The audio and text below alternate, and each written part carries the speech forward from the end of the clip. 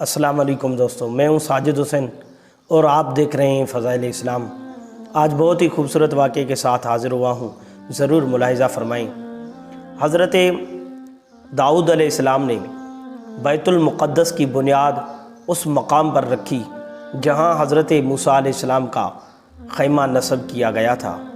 حضرت داؤد علیہ السلام کا جب وفات کا وقت قریب آیا تو آپ نے اس عمارت کی تکمیل کے لیے اپنے فرزند حضرت سلیمان علیہ السلام کو وصیت فرمائی کہ اس کام کی تکمیل آپ نے کرنی ہے۔ تو حضرت سلیمان علیہ السلام نے جنات کو حکم فرمایا کہ آپ اس عمارت کے کام میں شروع ہو جائیں۔ تو حضرت سلیمان علیہ السلام کا بھی وقت وصال قریب آیا تو اللہ تعالیٰ سے دعا فرمائی، الہ العالمین میری وفات جنات پر ظاہر نہ ہو اور جو یہ غیب کا دعویٰ کرتے ہیں انہیں پتہ ہی نہ لگے کہ میری وفات ہو گئی ہے۔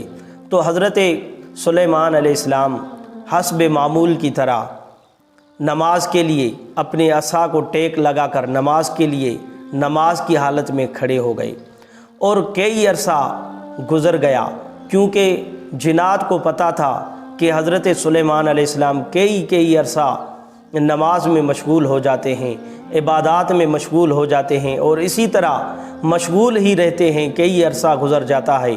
تو انہوں نے سمجھا کہ حضرت سلیمان علیہ السلام عبادت میں مشغول ہے اور یہ کام کرتے رہے۔ جب انہوں نے دیکھا کئی عرصہ گزر گیا، جب انہوں نے دیکھا کہ حضرت سلیمان علیہ السلام زمین پر آ رہے ہیں، وہ اس وجہ سے زمین پر آ رہے تھے کہ جنات کو تو پتہ ہی نہ چلا کہ حضرت سلیمان علیہ السلام کا وصال ہو گیا ہے، لیکن جو عصا تھا اس کو دیمک نے کھا لیا اور وہ عصا بالکل ہی ختم ہو گیا، دیمک نے اس کو ختم کر دیا۔ جب وہ عصا ختم ہو گیا، حضرت سلیمان علیہ السلام زمین پر تشریف فرما ہو گئے۔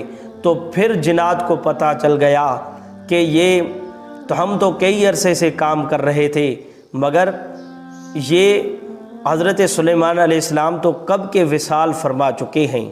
تو اللہ تعالیٰ نے قرآن کریم کے اندر ارشاد فرمایا، ترجمہ، پھر جب ہم نے سلیمان پر موت کا حکم بھیجا تو جنوں کو اس کی موت زمین کی دیمک نے ہی بتائی جو اس کا عصا کھا رہی تھی۔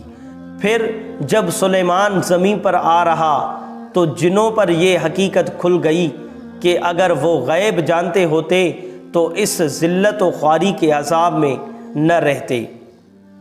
تو آپ دوستوں نے یہ واقعہ ملاحظہ فرمایا، بیت المقدس کی عمارت کی تکمیل جنات نے کی حضرت سلیمان علیہ السلام کے حکم پر۔